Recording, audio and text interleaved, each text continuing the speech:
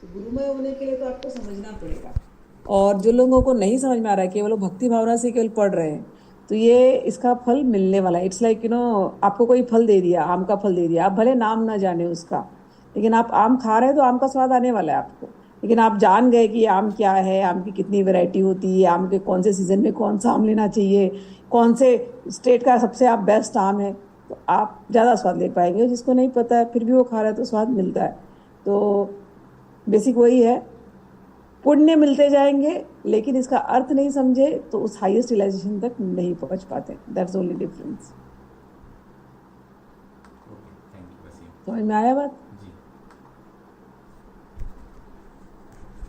गौरव unmute करना एक बार। जी समझ में आई ना? हाँ जी, बिल्कुल पूरा समझ में आ गया। तरीके सीरीज शुरू की है, अभी तक रिलीज सोच रही हूँ नवरात्रि में चालू करेंगे। तो एक एक श्लोक में इतने डीप डीप मीनिंग है। अब मैं समझाने जा रही हूँ तो मुझे इतनी कठिनाई हो रही है कि वो कॉम्प्लेक्सिटी को सिंपल कैसे बनाना है, क्योंकि हर हर श्लोक में 4-5 मीनिंग निकल के बाहर आती है, और हर शब्द को तोड़ो तो उस शब्द में एक नई मीनिंग निकल के बाहर आती है। अब लोग मुझे कई लोग मिलते हैं ना ऐसे, हाँ हम तो सुंदरली पढ़ रहे हैं, बहुत सालों से पढ़ रहे हैं। तो मैं सोचती हूँ पढ़ रहे हैं लेकिन इनको तो अर्थ कुछ पता ही नहीं है। तो वो कहते हैं अरे हमने तो अर्थ ना ऑनलाइन देख करके पढ़ लिया। ऑनलाइन में जैसे लिटरल अर्थ दिया है शब्द का, तो मैंने भी ऑनलाइन पढ़ा, ऐसा नहीं कि नहीं पढ़ा। लेकिन जब तक उसको डीपली नहीं समझते तो उसके गूढ़ रहस्य समझ में नहीं आते कि क्या लिखा हुआ है। आप ऑनलाइन ऐसे इंग्लिश ट्रांसलेशन पढ़ लेते हो, लेकिन गुरु के पास जब बैठते हैं तो वो उसके डीप अर्थ समझ में आते हैं। और जब डीप अर्थ किसी को समझ में आता है फिर तो जो ध्यान लगेगा, जो समाधि लगेगी, वो अलग ही क्वालिटी होती है उसकी। तो ऐसा नहीं कि सौंदर्य लहरी पढ़ना नहीं चाहिए। सौंदर्य लहरी पढ़ने वाले को उसका पुण्य मिलता है, लेकिन जिसने समझ लिया तो उसमें दोनों भाव निकलेंगे। एक तो भक्ति का भाव भी निकलता है और एक उसका ज्ञान का भी भाव निकलता है। तो oh I am so sorry, so sorry, I'll explain in English. Okay. All right. So Gaurav had asked earlier, he had asked the question that Guru Gita, if somebody just chants without understanding the meaning, is it beneficial? So I was explaining to him that it is beneficial whether you understand or whether you do not understand. There are two benefits. Two types of benefits. One is you collect merits. Okay, so when you are doing a good thing without even knowing, you are getting good merit, good punya, which is going to guide you further. And with that great punya, suppose if you are chanting without even knowing the meaning, sincerely you are chanting, and the gurus and the gods are watching you, oh, this person is chanting sincerely, he does not know the meaning. So what? The gurus will definitely help this person to rise above. Okay, so one way is that.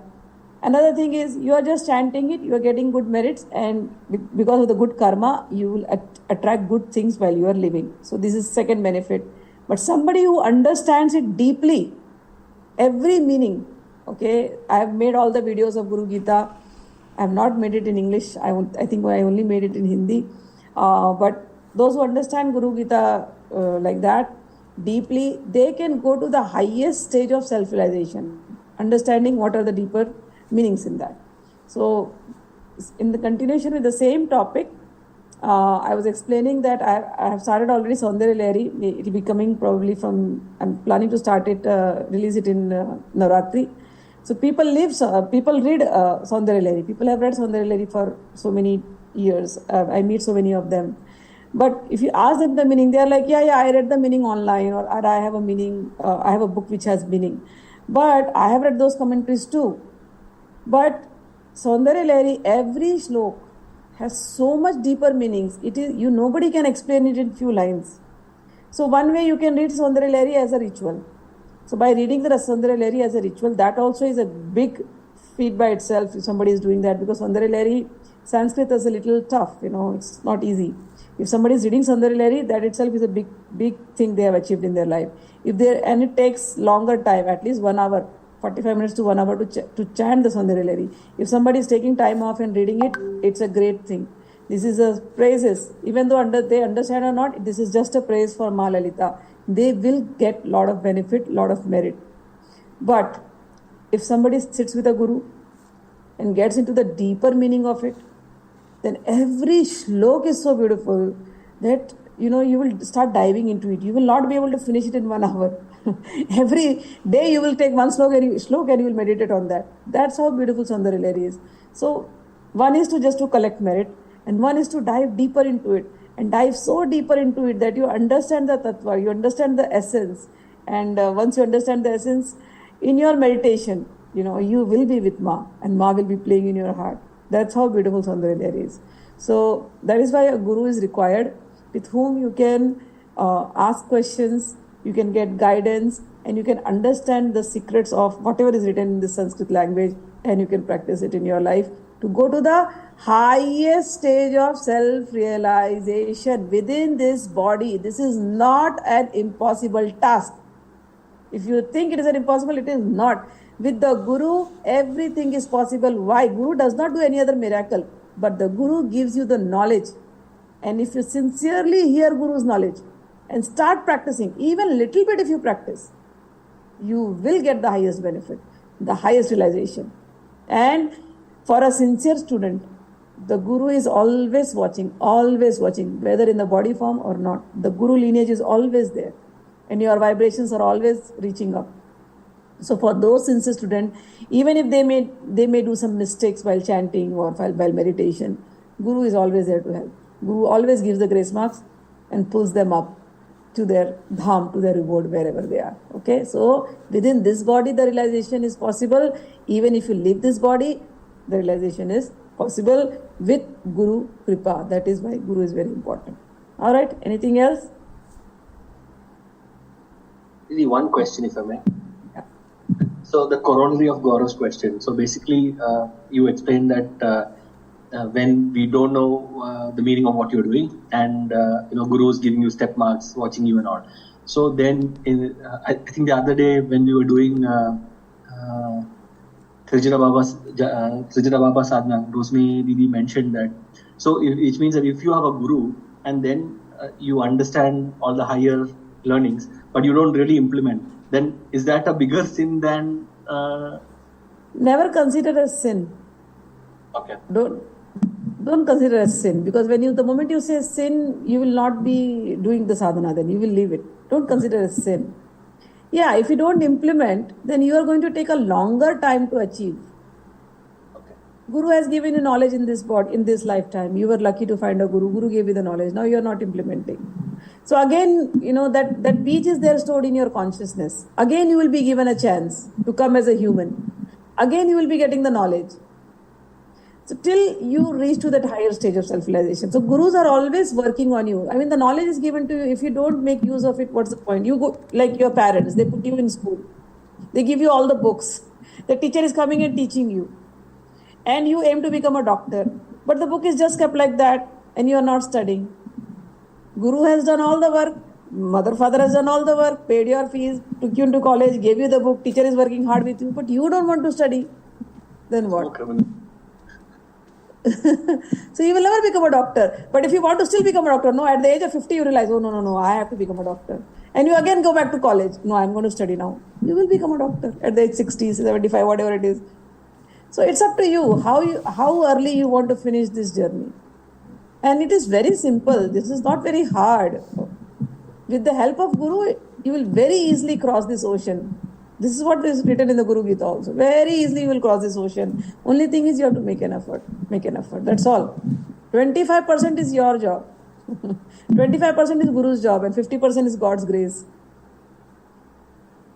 I'm always reminded of that Maihar story. So I always think, that story where, he had to wander for 700 years or something.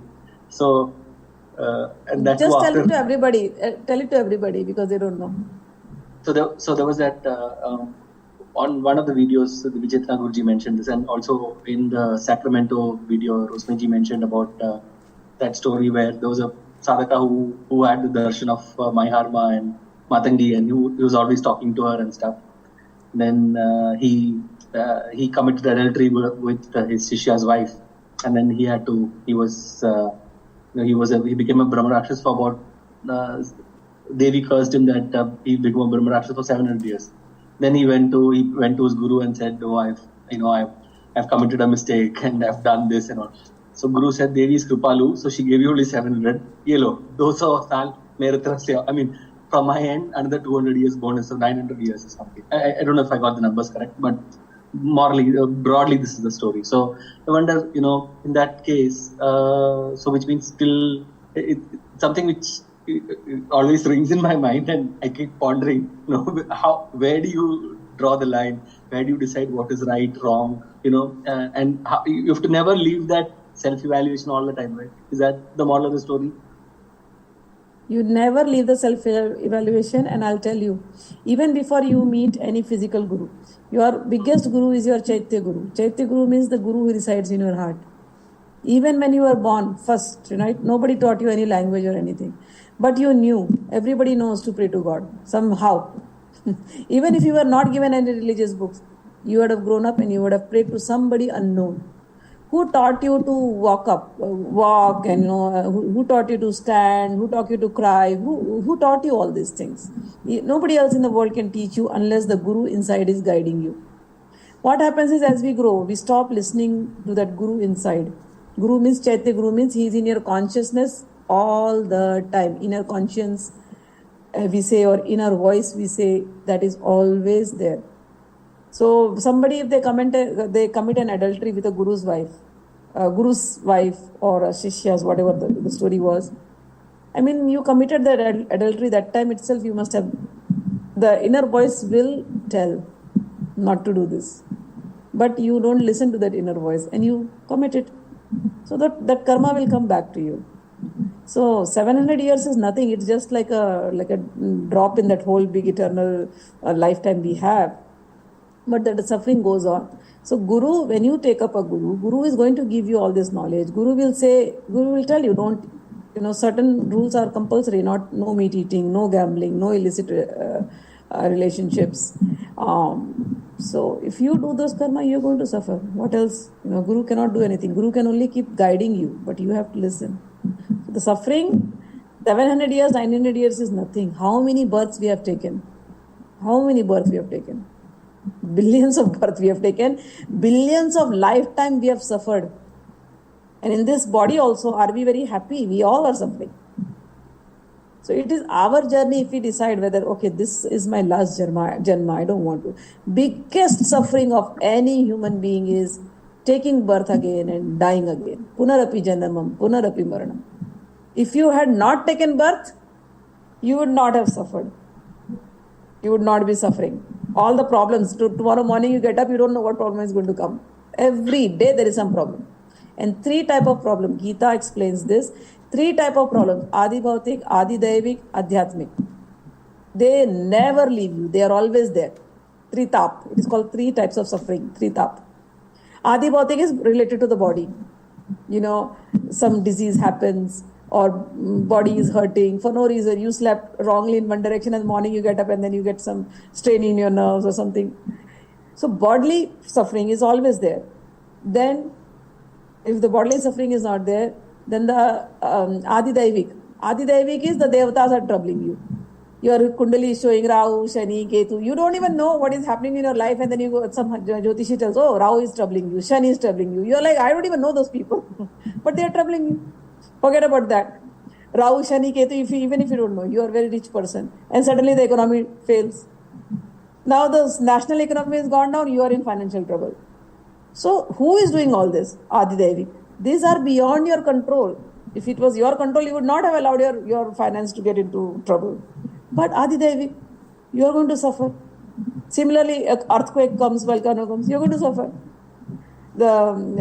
And the third one, even if these things are not there, say you are physically fit and everything else, Devik also, all your grahas are in good position and everything is going very well for you, yet you are rich enough, you are healthy enough, yet there is another problem that always keeps happening to people. That is called depression, anxiety, fear of tomorrow, insecurity. That is called adhyatmik, which is hidden inside the consciousness. Your consciousness is always fearing what will happen tomorrow. What if I lose my job? What if I lose my savings? What if something happens to me? What if something happens to my family? Every time people are in anxiety, fear, depression, loneliness. So adhyatmic, which happens inside your. So the moment you take birth, these three sufferings are always there. So if somebody wants that suffering should not happen to me, it should not come to me, then they have to make a decision in their life, this will be my last birth. Then they must question, how can this be my last birth? What should I do? Ask the Guru, what should I do for my last birth? So the Guru will advise, read the Gita. In Gita chapter 8, chapter 9, God has clearly said, those who think about me at the time of death, if they leave the body thinking about me, they will come to my abode. Once they come to my abode, then they don't have to take birth in this dukhalayam ashashvatam, this temporary world full of miseries. So that solution he has given. That is Lord Krishna. Even in Lalita, even when you pray to Lalita or you pray to Shiva, she is Mukti Dayini. So her abode is Mukti Nilaya. So even if you pray to Lalita, you are going to get Mukti. Even if you pray to Lord Shiva, you are going to get Mukti. Mukti means you are not going to come back in this repeated cycle of birth and death again and again. Even when we are reading the Guru Gita, it is mentioned there also. You will cross this ocean of Bhava Sagar. Bhava means repeated cycle of birth and death. So if somebody has to remove their problems, the Guru has given you the knowledge. Lord Krishna has given you the knowledge. Lord Shiva has given you the knowledge. Lalita Ma has given you the knowledge. Do a right karma. Keep remembering them and make a decision in your life. This will be my last life. Even if I have to come, I will not come as a conditioned soul. I will come as a liberated soul. Just like Paramahansa Yogananda or a Lahadi Mache or a Ramakrishna Paramahans. Nothing different between them and us. It is just that they tried. Yogananda would say, I tried. The only difference between you and me is I tried. You are not trying enough. That's all. So suffering, we have to, if we are thinking about suffering, we have to only remember God. He is the only one, he or she is the only one who can release us from this clutches of suffering. That means that means even after getting darshan for that sadhaka, he was a very highly elevated soul. That still means we are still work in progress, right? Is that the meaning? Yes. Sometimes we have darshan and then we fall down again. It is possible. Okay. It is possible.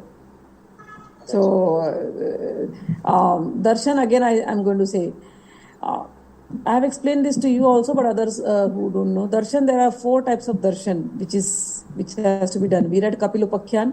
In Kapil Upakhyan, it is mentioned. Kapil, Bhagwan Kapil is an incarnation of Lord Krishna only. So Bhagwan Kapil, before incarnating, his father was Kardam Muni.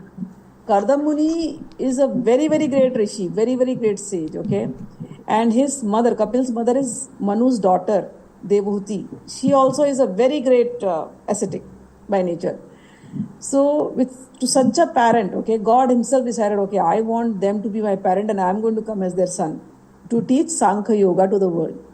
So Kardam Muni is praying, is meditating, he meditated for thousands of years, and then God himself comes in front of him and says, I am going to come as your son. Kardam Muni is like so happy, oh, you're going to come as my son. And then he says, I will be giving the Sankhya Yoga to your wife, to Devhuti. I'll be taking her as mother. He is very happy. So then he incarnates. After that, Kardam Muni, Devhuti, and them, they are living in the family life. And then Kardam Muni, God says, Kapil Bhagwan says, Kardamji, even though I have given you this darshan, right now you are seeing my Chaturbhuj Roop, but this is not enough. You have to go and meditate again. He says, but why, God? You are right in front of me. Why do I have to meditate anymore? You have come as my son. What is it lacking? He said, no. You have to see the God element in everybody. You have to see me in everyone. Wherever your eyes go, you have to see me. Right now, you are only seeing my form, in one place. But your realization has to be Sarvam Vishnu Mayam Jagat. Everything is Bhagwan. Until that realization, if that realization happens to someone, even so, like as you said, you see God as people have these experiences, right? So sometimes they see in meditation, and after that they fall again. Why? Because they are not seeing the presence of God the goddess whom you saw in your meditation or in your dhyana You are not seeing the same goddess in every woman. The moment you see the same goddess in every woman, will you do any adultery? It is not possible. It is not possible. Look at Ramakrishna Paramahans. He could not even have a relation with his own wife. He was worshipping her as Kali. Not possible, not possible. When you start seeing Ma in everyone, so the chances of falling is because your drishti hasn't become clear. So you may have darshan when sometimes we are so intense and we are doing sadhana. So Ma is very kripalu, very gracious. So she will give you her darshan. But then you have to go again more and more and more till your drishti, your vision becomes so clear that in every little thing, everything, living, non-living, everywhere you are experiencing her presence. Then you will not deviate from your path. So darshan is of 4 types. In the beginning, you will see in your dreams, good dreams. Right now, whatever dreams will come, they will be mixed with rajogun or tamogun. Okay, if you see bad dreams, they are tamoguni. If you see, you become a king or something you're enjoying, then you are seeing rajogun. You are seeing dreams where good things are happening to you. You are going to some temples or something. Those are good dreams. If you are seeing God in your dreams, they are real dreams. Seeing God, gurus, tirthasthan, holy places, temples, these are all good dreams and these are real dreams of God. So God, when you are doing the sadhana, they are giving you this grace that we are there, your sadhana is going right. So that is one. Then the next, you go on, you don't leave it there. Oh, I saw the dream, now I become a siddha. No, you don't leave. You continue your sadhana. Then in sadhana, when you are in dhyan, when you are in meditation, you see whatever has been written, whatever the Devi's form is there, that form will be there. Even if you sit for 1 hour, that form will never vanish. Even if you open your eyes, that form will never vanish. So in dhyan you are seeing. And the third is pratyaksha. Pratyaksha darshan happens when you go to the dehatit. So sometimes you will actually see. First you are seeing here and you know that this you are only seeing here. That form comes in front of you in a Sachidanand form that you call. So that form is there. So that is pratyaksha darshan. So even after this darshan is still not complete. Till you are seeing God in everything. Final darshan. Then you are finally liberated. Got it? Yes. Anyone else? Any questions?